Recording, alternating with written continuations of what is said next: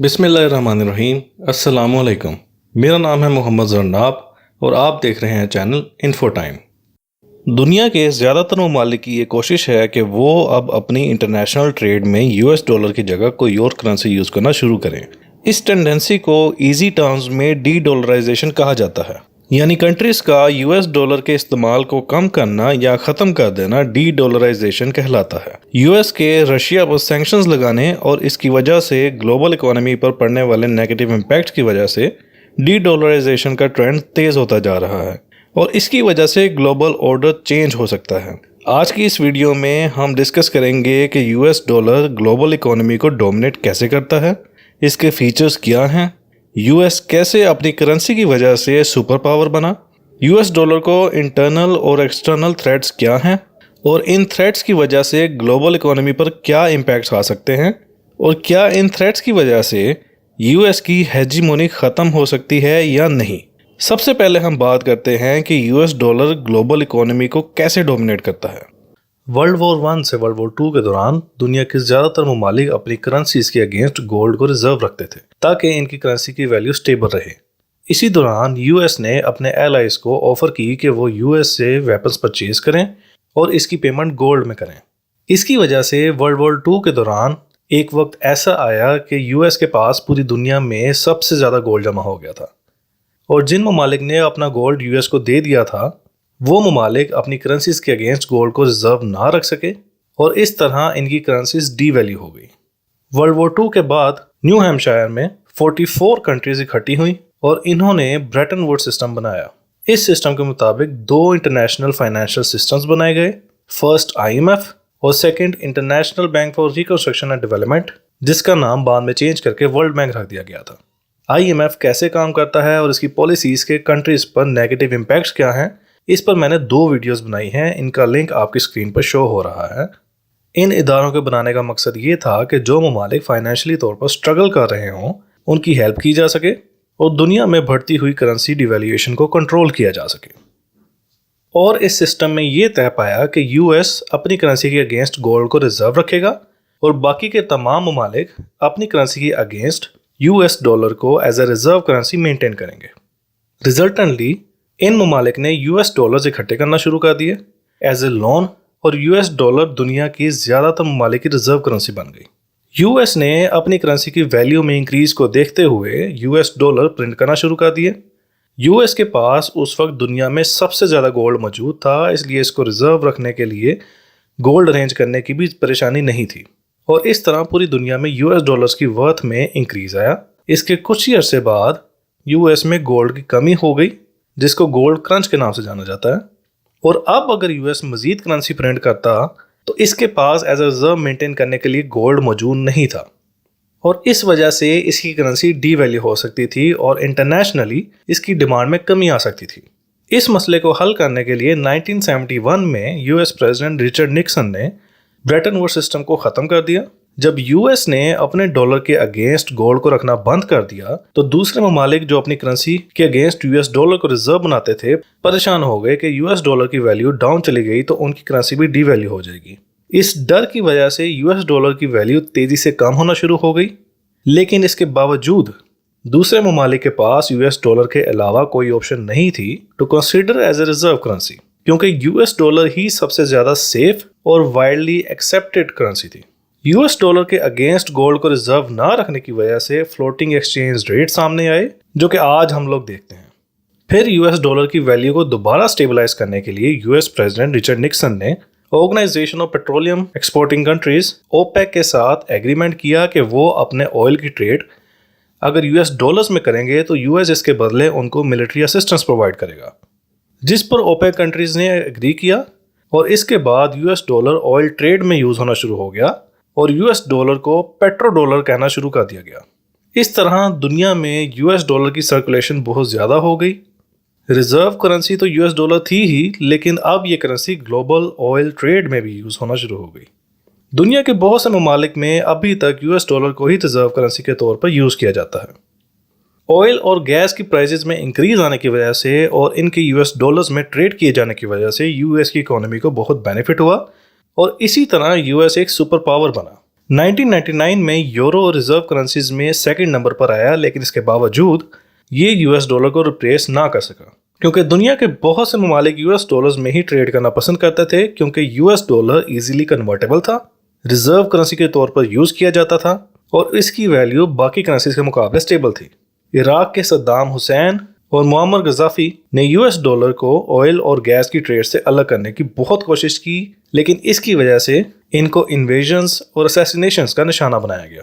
जो ममालिक US dollar को as a reserve currency store कर रहे थे, उनको डॉलर्स को स्टोर करने का इशू आया, इसलिए उन्होंने यूएस ट्रेजरी बॉन्ड्स परचेज करना शुरू कर दिए, क्योंकि ये एक जनरल बिलीफ था कि यूएस की करेंसी स्टेबल है, इसकी इकोनॉमी स्टेबल है और ये अपने डेट पर डिफॉल्ट नहीं कर सकता, जो कि इसने आज तक नहीं किया, और इसी बिलीफ की वजह से यूएस के डेट में भी इंक्रीज आया। Fast forward to 2023, US dollar आज भी पूरी दुनिया में रिजर्व करेंसी के तौर पर यूज किया जाता है, क्योंकि ये सेफ है, स्टेबल है, ट्रेड में इसको प्रेफर किया जाता है, और यूएस के टी बॉन्ड्स को दुनिया में सबसे सेफ समझा जाता है, क्योंकि यूएस ने अभी तक कभी भी अपनी डेट पेमेंट में डिफॉल्ट नहीं किया।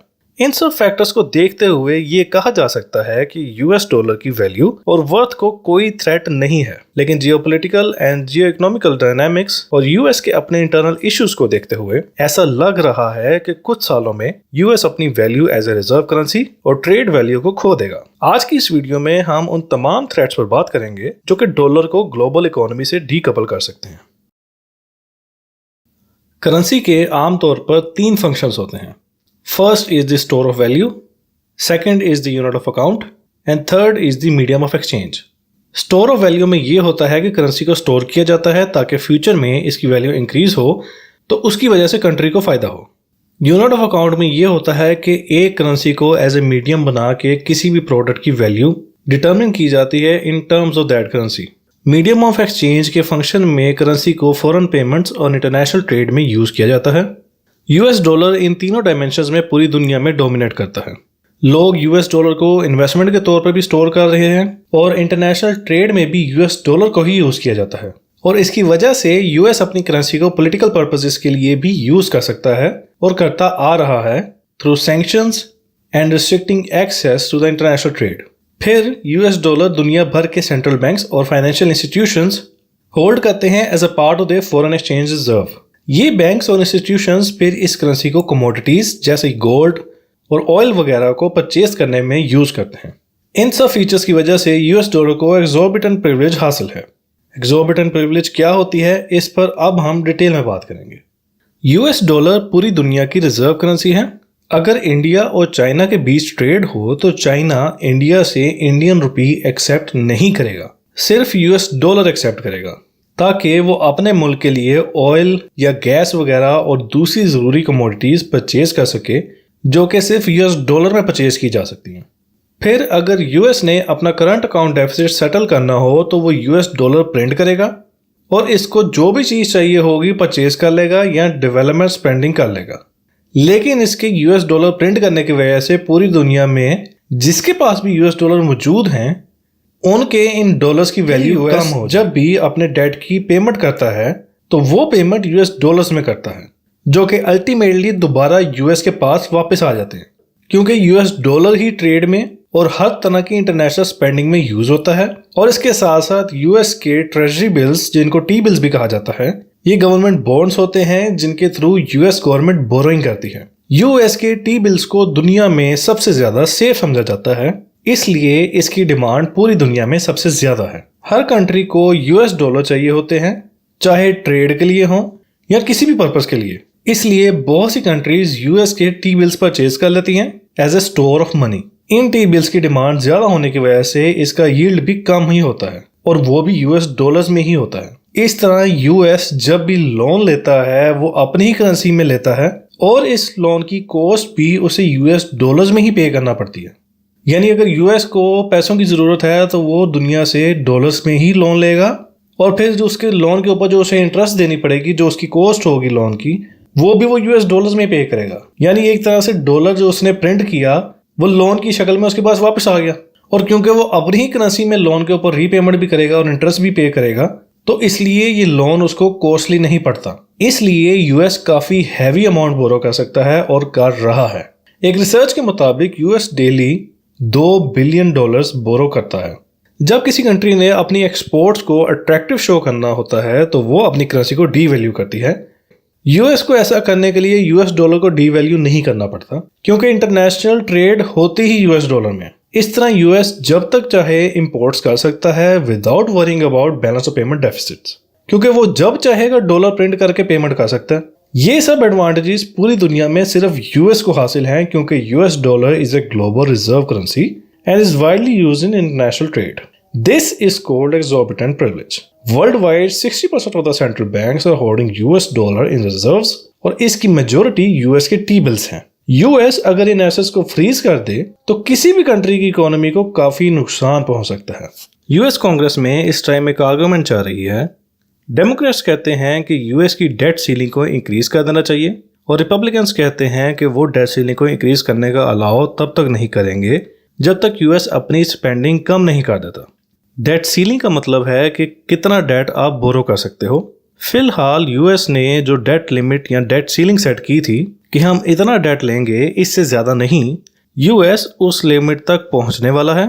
अगर इस डेट सीलिंग को बढ़ा दिया जाए और स्पेंडिंग को कम ना किया जाए तो यूएस का डेट लेवल बहुत ज़्यादा हो जाएगा और एक टाइम आएगा कि यूएस अपने डेट को रीपे नहीं कर सकेगा, यानी यूएस अपनी डेट रीपेमेंट पर डिफॉल्ट कर जाएगा। इसलिए रिपब्लिकन्स का कहना है कि पहले यूएस को अपनी स्पेंडिंग कम करनी चाहिए, फिर डेट सीलिंग को बढ़ाने के बारे में सोचना चाहिए। यूएस अपनी एक्सॉर्बिटेंट प्रिविलेज की वजह से बहुत ज़्यादा डेट बोरो कर तो रहा है, लेकिन अगर इसको रीपे ना कर सका तो इसके टी बिल्स की डिमांड भी कम हो जाएगी और इसकी करेंसी की वर्थ भी। डेट की रीपेमेंट के साथ साथ यूएस को और भी एक्सपेंसेस करने होते हैं जैसे हेल्थ, एजुकेशन और सैलरीज वगैरह। अगर यूएस इन पर फोकस करेगा तो उसको डेट की रीपेमेंट में मुश्किल आएगी और अगर डेट की रीपेमेंट टाइमली ना की गई या इसको ज़्यादा डिले किया गया तो इन्वेस्टर्स के बीच एक फियर बन जाएगा कि यूएस अब अपने डेट को रीपे नहीं कर सकता।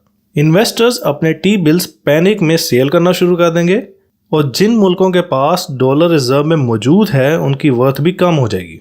इंटरनेशनल ट्रेड में यूएस डॉलर को अवॉइड किया जाने लगेगा और इस तरह यूएस डॉलर की स्टेबिलिटी, डोमिनेंस और सेफ्टी सब कुछ खत्म हो सकता है। इन्वेस्टर्स के डर को खत्म करने और यूएस डॉलर को स्टेबलाइज करने के लिए यूएस इंटरेस्ट रेट्स इंक्रीज करेगा, जिसकी वजह से इसको काफ़ी लॉस होगा। 2021 में जब डेट सीलिंग इंक्रीज करने की बात चली थी तब भी यूएस ने शॉर्ट टर्म टी बिल्स पर इंटरेस्ट रेट इंक्रीज किए थे। इसी तरह 2017 में भी हुआ था और 2011 और 13 में जब यूएस इकोनॉमी डिफॉल्ट के बहुत करीब आ गई थी तब भी इंटरेस्ट रेट्स इंक्रीज किए गए थे, जिसकी वजह से borrowing cost hundreds of millions of dollars बढ़ गई थी। 2011 में स्टैंडर्ड एंड पुअर्स ने यूएस की credit rating for the first time in 70 years downgrade की और इंटरेस्ट रेट्स इंक्रीज करने का बर्डन अमेरिका को फेस करना पड़ा। जो इंटरेस्ट यूएस ने इंक्रीज किया उसके अगेंस्ट इसने ज्यादा रेवेन्यू जनरेट करना शुरू की और इसके लिए टैक्सेस ज़्यादा लेने शुरू कर दिए, जिसकी वजह से अल्टीमेटली अमेरिकन पर फाइनेंशियल बर्डन इंक्रीज हो गया।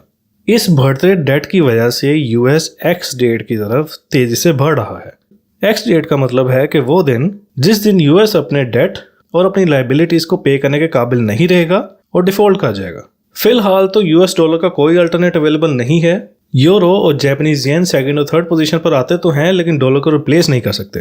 लेकिन अगर डॉलर की वर्थ इसके डिफॉल्ट की वजह से कम हो गई तो रिजल्टेंटली इंटरनेशनल ट्रेड में यूएस डॉलर को रिप्लेस किया जाना शुरू हो जाएगा, फिर चाहे उस करेंसी की कॉस्ट जो कि यूएस डॉलर के मुकाबले में यूज की जा रही है उसकी कॉस्ट यूएस डॉलर के मुकाबले ज्यादा ही क्यों ना हो। अब सवाल ये बनता है कि यूएस की इकोनॉमी पहले भी डेट पर डिफॉल्ट के करीब पहुंचती आ रही है, लेकिन इन सब इंसिडेंट्स में यूएस डॉलर की ग्लोबल ट्रेड में डोमिनेंस खत्म नहीं हुई, ना ही इसको कोई रिप्लेस कर पाया। तो अब ये कैसे पॉसिबल है? इसका जवाब ये है कि यूएस डेट के डिफॉल्ट तक पहुंचता जरूर है लेकिन कभी भी इसने अपने डेट पर डिफॉल्ट नहीं किया। इसलिए इन्वेस्टर्स को ये भी पता है कि यूएस आज तक डिफॉल्ट नहीं हुआ तो अब भी नहीं होगा, लेकिन रिस्क और डिफॉल्ट फिर भी रहता है और हो सकता है कि अगर पहले कभी यूएस डिफॉल्ट नहीं हुआ तो अब हो जाए। इसलिए हर कंट्री लॉन्ग टर्म प्लानिंग कर रही है कि डॉलर से पीछे हटा जाए। अगर यूएस अपने डेट पर डिफॉल्ट कर जाए तो यूएस इकोनॉमी को बहुत ज़्यादा लॉस होगा और यूएस डॉलर अपनी यूटिलिटी खो देगा। यूएस डॉलर की वैल्यू कम हो जाने और इसकी इंस्टेबिलिटी की वजह से इसको यूनिट ऑफ अकाउंट कंसीडर नहीं किया जाएगा और इंटरनेशनल ट्रेड में भी यूएस डॉलर की बजाय कोई और करेंसी यूज़ की जाएगी। और इस तरह यूएस को भी ट्रेड के लिए यूएस डॉलर जो कि उसकी अपनी करेंसी है उसके अलावा कोई करेंसी यूज़ करना पड़ेगी जो कि यूएस के लिए बहुत कॉस्टली हो जाएगी। और इस तरह यूएस कंपनीज जो पहले एक्सचेंज रेट के डिफरेंसेस से अफेक्ट नहीं होती थी, अब उनको भी इन कॉस्ट का सामना करना पड़ेगा। इंटरनेशनल ट्रेड के यूएस डॉलर में होने की वजह से यूएस डॉलर्स अमेरिकन बैंक्स में से होकर ज़रूर गुजरते हैं, जिसकी वजह से यूएस को अपने राइवल्स पर पॉलिटिकल एडवांटेज मिलती है, क्योंकि इस तरह यूएस के जो डॉलर्स वो प्रिंट करता है और बैंक्स के थ्रू सर्कुलेट किए जाते हैं वर्ल्ड वाइड, वो घूम फिर के वापस यूएस में ही आते हैं।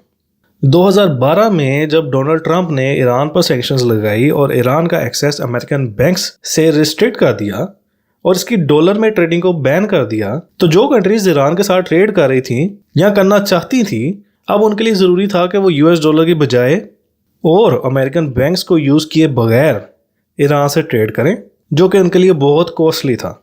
और इस वजह से ईरान को रिसेशन का सामना करना पड़ा और ईरान की करेंसी 30% तक डिवैल्यू हुई। इसी तरह जो बाइडन ने रशिया पर जो रिसेंटली सैंक्शंस लगाई हैं, उसकी वजह से रशियन इकोनॉमी डिप्रेशन की तरफ जा रही है। अब इसमें हैरानी की बात यह है कि यूएस के अलावा दुनिया के किसी मुल्क के पास इतनी पावर नहीं है कि वो अपनी राइवल कंट्री की इकोनॉमी को इतना नुकसान पहुंचा सके। और अमेरिकन प्रेसिडेंट को किसी भी इकोनॉमी को तबाह करने के लिए सिर्फ एक साइन करने की ज़रूरत होती है। इसके अलावा अगर यूएस अपनी पेमेंट पर डिफॉल्ट कर जाता है तो उसके राइवल जैसे चाइना को मौका मिलेगा कि वो अपनी करेंसी को यूएस डॉलर की रिप्लेसमेंट में लेके आए। चाइना ब्रिक्स कंट्रीज के साथ मिलकर पहले ही अपनी करेंसी को प्रमोट कर रहा है और ब्रिक्स कंट्रीज यूएस की सैंक्शंस की वजह से तंग आके डॉलर की रिप्लेसमेंट ढूंढ रही हैं। ऐसे में अगर यूएस डिफॉल्ट कर जाता है तो चाइना को बहुत फायदा होगा, लेकिन फिलहाल यूएस डॉलर की क्लोज रिप्लेसमेंट यूरो में है और हो सकता है कि यूरो को यूएस डॉलर की जगह यूज़ किया जाए और फिलहाल चाइनीज़ युआन को थर्ड नंबर पर प्रेफर किया जाए। लेकिन अगर चाइनीज़ युआन को यूनिट ऑफ अकाउंट में डोमिनेशन मिल गई तो फिर आहिस्ता आहिस्ता इसको एक्सचेंज रेट बेनिफिट और स्टोर ऑफ वैल्यू का भी बेनिफिट मिल जाएगा, जिसकी वजह से जो पॉलिटिकल और इकोनॉमिक एडवांटेज और पावर यूएस के पास है वो फिर चाइना के पास आ जाएगी। हर तरह की ट्रेड में यूएस डॉलर को यूज़ किया जाता है, चाहे वो कोई भी चीज़ हो, चाहे ऑयल हो या गैस हो, हर चीज़ की ट्रेडिंग यूएस डॉलर में की जाती है। इस वजह से दुनिया के ज़्यादातर ममालिक ये कोशिश कर रहे हैं कि किसी तरह इंटरनेशनल ट्रेड में यूएस डॉलर की बजाय कोई और करेंसी यूज़ की जा सके। लेकिन इसके लिए ये ज़रूरी है कि कोई ऐसी करेंसी हो जो कि यूएस डॉलर की तरह स्टेबल हो, इस करेंसी को रिजर्व करेंसी के तौर पे यूज़ किया जा सके और इस करेंसी को ट्रेड के लिए हर कंट्री एक्सेप्ट भी करे। इसी कोशिश में चाइना ने ब्राज़ील के साथ रिसेंटली जो कॉन्ट्रैक्ट साइन किए हैं, उनकी पेमेंट्स चाइनीज़ युआन और ब्राज़ील की अपनी करेंसी में करने का फैसला किया है। इसी तरह बांग्लादेश ने रशिया से न्यूक्लियर पावर प्लांट परचेज किया और इसकी पेमेंट चाइनीज़ युआन में की, और फ्रांस की टोटल एनर्जी से एलएनजी परचेज की और इसकी पेमेंट भी अपनी करेंसी में की। लेकिन इन सब कंट्रीज़ की करेंसीज एमर्जिंग और डेवलपिंग कंट्रीज़ की करेंसी के मुकाबले स्टेबल हैं, इसलिए दूसरी कंट्रीज़ इन करेंसीज में ट्रेड करने पर एग्री हो गई हैं। जो कंट्रीज़ अभी डेवलपिंग हैं या अंडर डेवलप्ड हैं, उनकी मजबूरी होती है कि वो यूएस डॉलर में ही ट्रेड करें, क्योंकि उनकी करेंसी अनस्टेबल होती है या पॉलिटिकल रीजंस की वजह से रिस्की होती है, इसलिए कोई दूसरी कंट्री इन करेंसीज को एक्सेप्ट नहीं करती। इसीलिए इन कंट्रीज को यूएस डॉलर में ट्रेड करना पड़ता है। The society for world wide interbank financial telecommunication Swift एक बेल्जियम बेस्ड कोऑपरेटिव सोसाइटी है जिसका काम मेंबर बैंक्स को इनकी ट्रांजैक्शंस में फैसिलिटेट करना है। स्विफ्ट खुद इंटरनेशनल ट्रांजैक्शंस को सेटल नहीं करता, बल्कि ये सिर्फ इन ट्रांजैक्शंस को फैसिलिटेट करता है with the help of Swift codes. Swift के नेटवर्क में 11,000 बैंक शामिल हैं।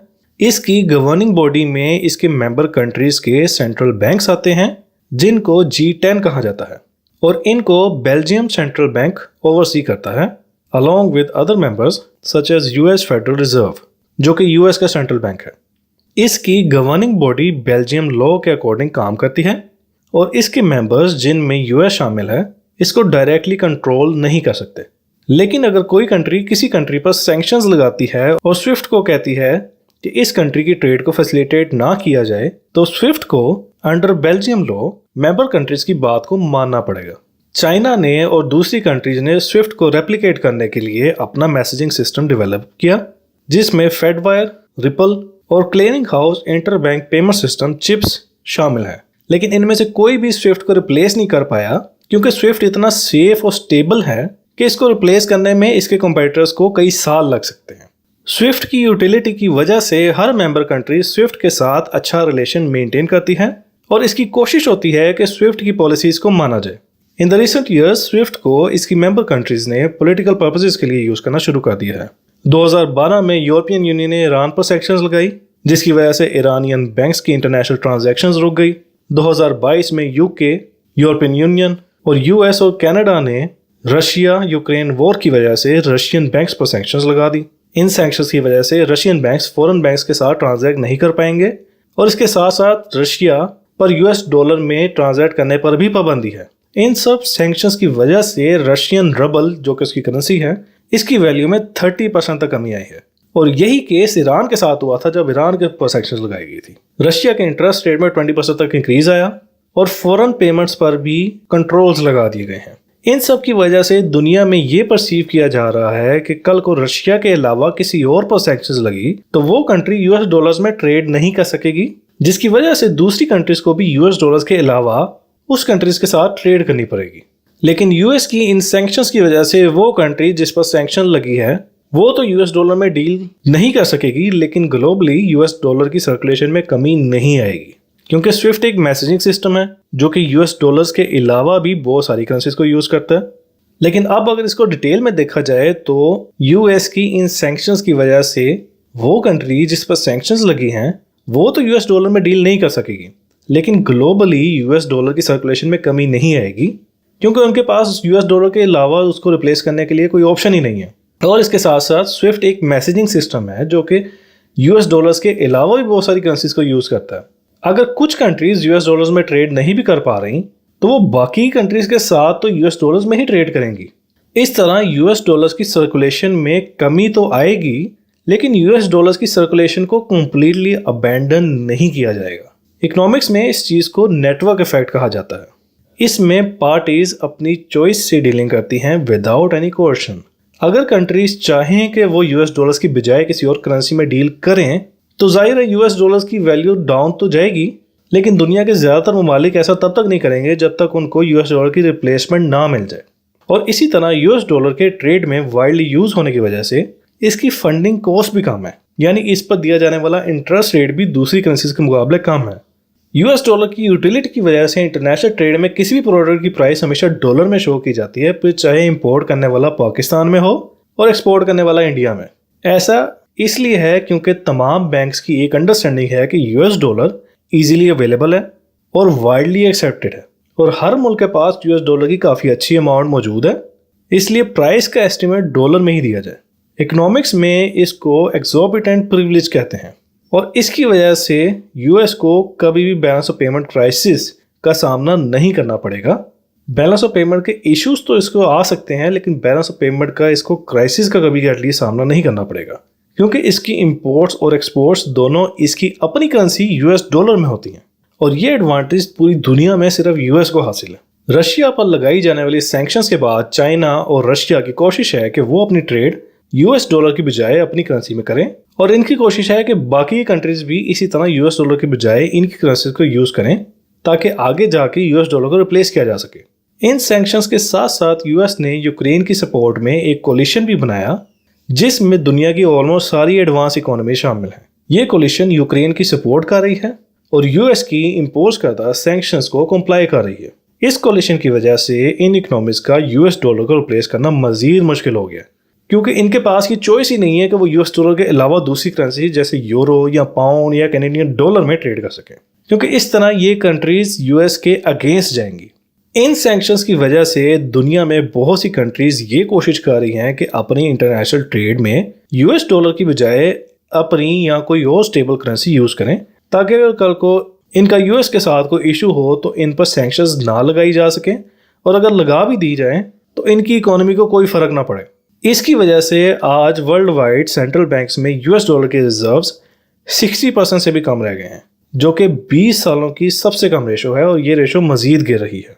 यूरोप और चाइना की ये कोशिश है कि वो स्विफ्ट की तरह का कोई सिस्टम बनाए ताकि इंटरनेशनल पेमेंट स्विफ्ट के अलावा किसी और जगह से की जा सके जहां यूएस का इन्फ्लुएंस ना हो। इसी सेंस में सऊदी अरेबिया कोशिश कर रहा है कि ये ऑयल पेमेंट्स चाइनीज युआन में करे।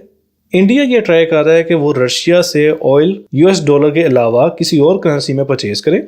इसी तरह कई कंट्रीज डिजिटल करेंसीज की तरफ मूव कर रही हैं, लेकिन इसकी इंस्टेबिलिटी और हैकिंग और प्राइवेसी इश्यूज की वजह से ये ऑप्शन भी फिजिबल नहीं है। सऊदी अरेबिया दुनिया का सबसे बड़ा ऑयल एक्सपोर्टर है। ग्लोबल ऑयल ट्रेड में सऊदी अरेबिया का शेयर 17.2% है and in the past it was the biggest supplier to the US. Saudi Arabia OPEC को लीड करता है और यूएस और सऊदी अरेबिया के कोर्डियल रिलेशंस की वजह से ओपेक कंट्रीज ऑयल की ट्रेड यूएस डॉलर में करने पर एग्री हुई थी, जिसकी वजह से आज तक यूएस को बेनिफिट हो रहा है। लेकिन इसके बावजूद यूएस ने अपनी ऑयल प्रोडक्शन इंक्रीज कर दी है और अपना स्ट्रेटेजिक पेट्रोलियम रिजर्व बना लिया है। 1990 में US 2 million barrel oil per day import करता था और 2021 के फिगर्स के मुताबिक ये figure 5 lakh barrels per day तक रह गई है।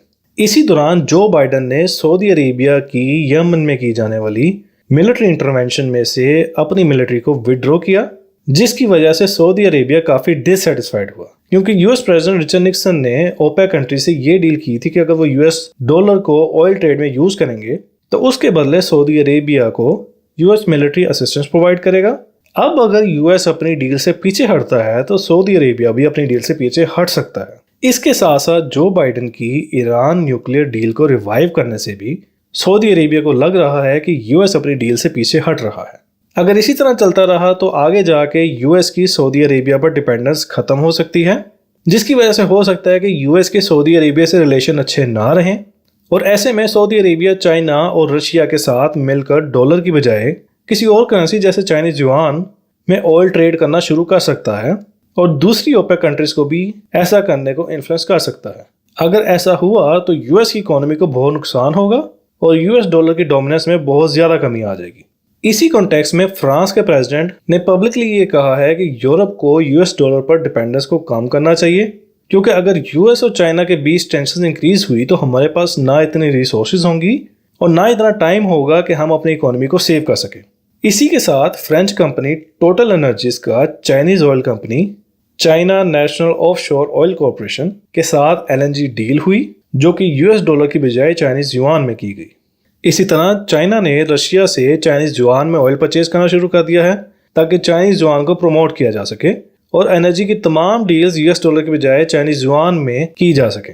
चाइना मलेशिया के साथ मिलकर ये भी कोशिश कर रहा है कि आईएमएफ की तरह का एक ऑर्गेनाइजेशन बनाई जाए जिसका नाम होगा एशियन मॉनेटरी फंड। ये प्रपोजल 1990 में भी दी गई थी, लेकिन तब दुनिया को यूएस डॉलर पर ओवर रिलायंट होने के नुकसानात का आइडिया नहीं था और उस टाइम चाइना, जापान और दूसरी इकोनॉमीज इतनी स्ट्रॉन्ग भी नहीं थी।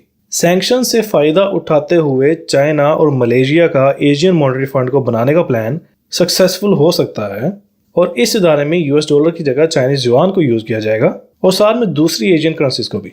चाइना इस वक्त सऊदी अरेबिया का सबसे बड़ा ऑयल इंपोर्टर बन चुका है।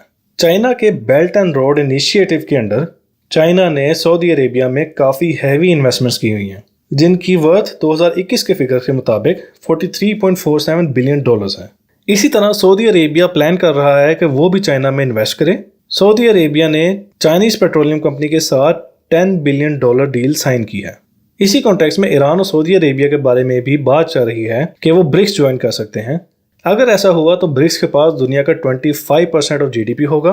दुनिया का 40% आयरन ब्रिक्स कंट्रीज में प्रोड्यूस किया जाएगा और पूरी दुनिया की आधी एग्रीकल्चर प्रोड्यूस ब्रिक्स कंट्रीज के पास होगी। इसके साथ साथ अगर चाइना ने आईएमएफ का अल्टरनेट बना लिया तो ब्रिक्स यूएस डॉलर और यूएस की हेजीमोनी को भी एक बहुत सीरियस चैलेंज कर देगी। इसी तरह इराक, जो कि एक मेजर ऑयल सप्लायर है, इसने और बांग्लादेश ने अनाउंस किया है कि वो चाइना से अपनी ट्रेड यूएस डॉलर्स की बजाय चाइनीज युआन में करेंगे।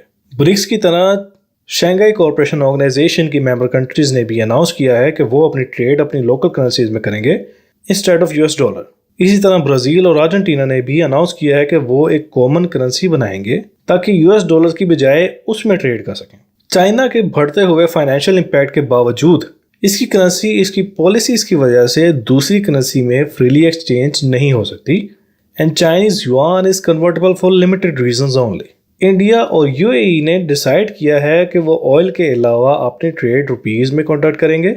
इन दोनों के बीच free trade agreement already sign हो चुका है और उसी की बेस पर ये अब आपस में ट्रेड करेंगे। लेकिन फर्क सिर्फ ये होगा कि ये ट्रेड यूएस डॉलर की बजाय रुपीस में होगी। आईएमएफ की रिपोर्ट के मुताबिक वर्ल्ड वाइड सेंट्रल बैंक्स अपने रिजर्व्स को डाइवर्सिफाई कर रहे हैं और यूएस डॉलर को कम कर रहे हैं और इसकी जगह चाइनीज युआन का पोर्शन ज्यादा कर रहे हैं। और इसके साथ साथ south Korean von, Swedish corona, euro और जापानीज येन, ये सब करेंसीज अब सेंट्रल बैंक्स को अट्रैक्ट कर रही हैं। क्रिप्टो करेंसीज आजकल बहुत फेमस हैं। फोर्ब्स के मार्च 2023 के एक आर्टिकल के मुताबिक इस टाइम दुनिया में 23,932 क्रिप्टो करेंसीज मौजूद हैं और इनकी total market cap 1.1 trillion dollars है। इसके बावजूद क्रिप्टो करेंसी को दुनिया में ट्रेड के लिए यूज नहीं किया जा सकता। सबसे पहली रीजन तो ये है कि ये बहुत अनस्टेबल होती है, इनकी वैल्यूज बहुत फ्लक्चुएट करती हैं जिसकी वजह से इसको ट्रेड में यूज नहीं किया जा सकता। फिर कुछ स्टेबल कॉइन्स होते हैं जिनकी वैल्यू तो स्टेबल होती है लेकिन क्रिप्टो करेंसी होने की वजह से इसके हैकिंग और प्राइवेसी लीक होने के चांसेस बहुत ज़्यादा होते हैं।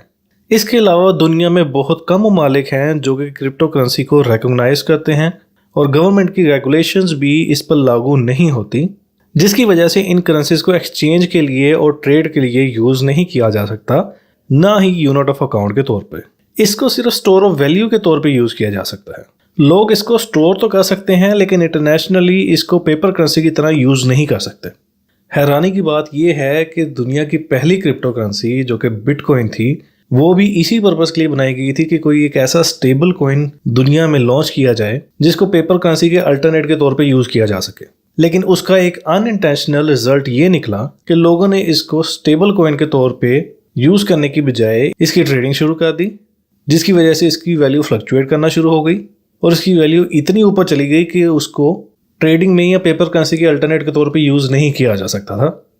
और यही पैटर्न फिर उसके बाद आने वाले कॉइन्स इथेरियम और बाकी के अल्ट कॉइन्स में भी ये देखा गया। एंड अनफॉर्चुनेटली अभी तक क्रिप्टो करेंसीज में यही ट्रेंड चलता आ रहा है। लेकिन इन सब के बावजूद डिजिटल करेंसी के पोटेंशियल बेनिफिट्स को देखते हुए ग्लोबली सेंट्रल बैंक्स में क्रिप्टो करेंसी की रिप्लेसमेंट में सेंट्रल बैंक डिजिटल करेंसीज बनाई जा रही हैं। ये करेंसीज सेंट्रल बैंक रेगुलेटेड होंगी, स्टेबल होंगी और प्राइवेसी और हैकिंग का थ्रेट इनमें क्रिप्टो करेंसीज के मुकाबले बहुत कम होगा। लेकिन इनको सक्सेसफुली बनाना, इम्प्लीमेंट करना और ये इंश्योर करना कि ये करेंसी के तीनों फंक्शंस परफॉर्म कर सके और यूएस डॉलर को रिप्लेस कर सके, इसमें काफ़ी टाइम लगेगा। लेकिन इसके पोटेंशियल को देखते हुए दुनिया भर में 90% सेंट्रल बैंक्स इस ऑप्शन को एक्सप्लोर कर रहे हैं। इस कॉन्टेक्स्ट में भी चाइना सबसे आगे है। चाइना अपनी CBDC जिसका नाम ECNY है उस पर काम कर रहा है और ऐसा माना जाता है कि चाइना की ये करेंसी दुनिया की पहली CBDC होगी। चाइना ने ये करेंसी अपनी 20 सीरीज में इंट्रोड्यूस भी करवा दी है और $14 billion worth of transactions perform भी कर चुका है। इसी कॉन्टेक्स्ट में यूएस ने भी अपने डिजिटल करेंसी पर काम शुरू कर दिया है, लेकिन चाइना के मुकाबले में यूएस अभी बहुत पीछे है। चाइना की प्रोग्रेस को देखते हुए और यूएस के फॉलोअप की वजह से फ्यूचर में ये हो सकता है कि चाइना की डिजिटल करेंसी सक्सेसफुली काम करना शुरू कर दे और वर्ल्ड वाइड इसको एक्सेप्ट और यूज किया जाना शुरू कर दिया जाए और पेपर करेंसी का ट्रेंड खत्म होना शुरू हो जाए।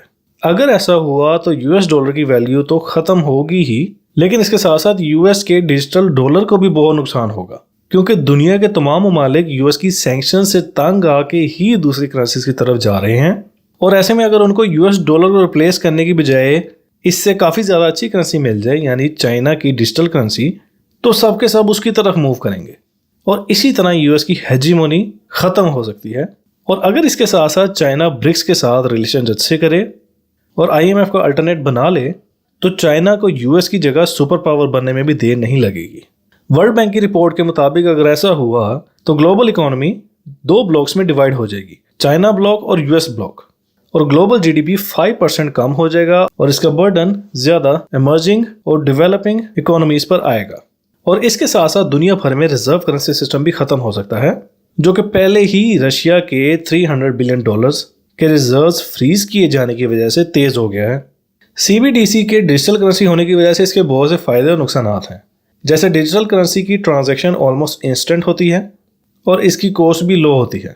लेकिन अगर ये गवर्नमेंट रेगुलेटेड हो तो गवर्नमेंट के पास हर होने वाली ट्रांजैक्शन का डाटा आसानी से आ जाएगा, जिससे वो हर चीज़ की फाइनेंशियल एक्टिविटी को मॉनिटर कर सकेगी और उसको रिस्ट्रिक्ट भी कर सकेगी। अब इसको अगर मैक्रो लेवल पर लेके जाएं तो इंटरनेशनली जो कंट्रीज ट्रेड कर रही होंगी उन पर गवर्नमेंट सैंक्शंस भी लगा सकेगी और बात फिर वही आ जाएगी।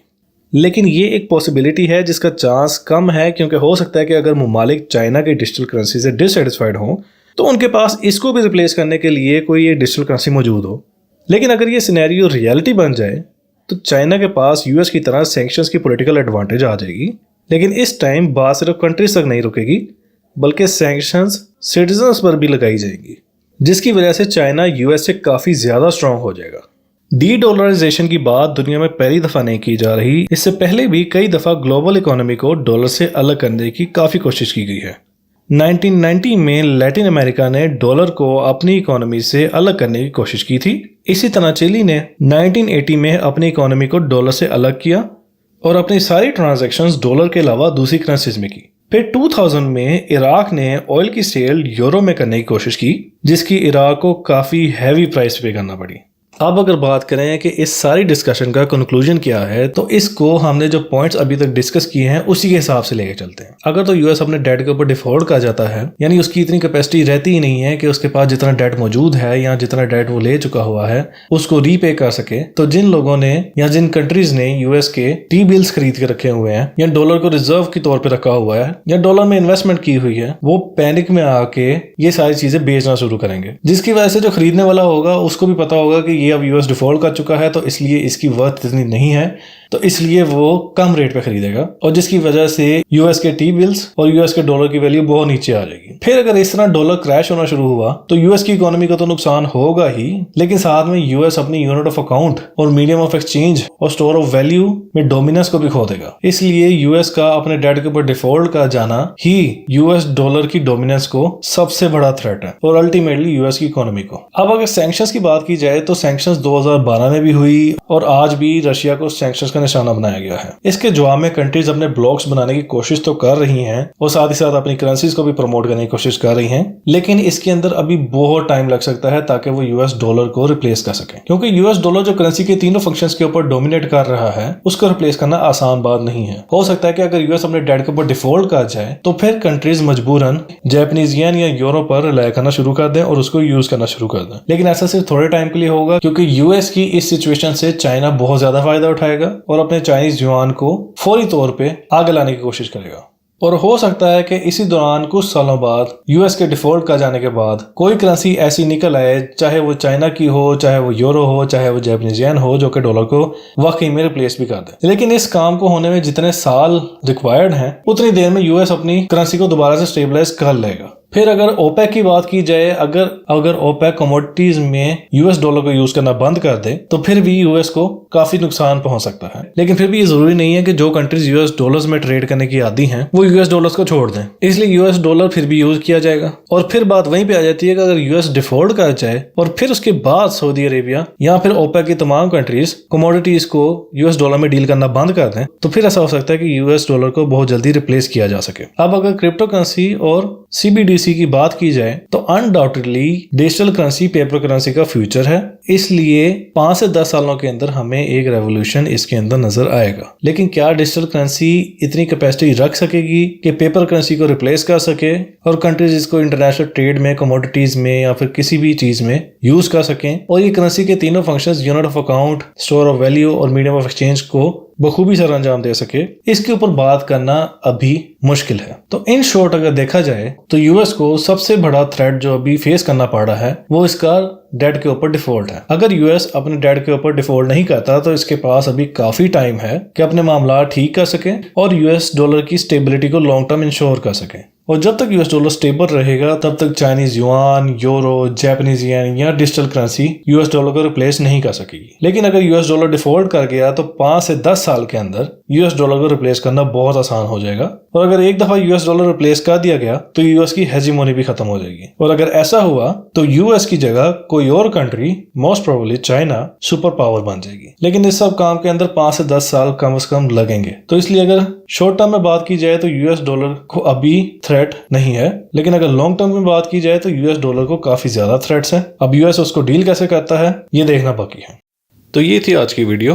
अगर आप लोगों को मेरी ये वीडियो पसंद आई तो इस वीडियो को लाइक कीजिएगा, चैनल को सब्सक्राइब कीजिएगा और बेल आइकन को ज़रूर प्रेस कीजिएगा। Thank you. अल्लाह हाफिज़।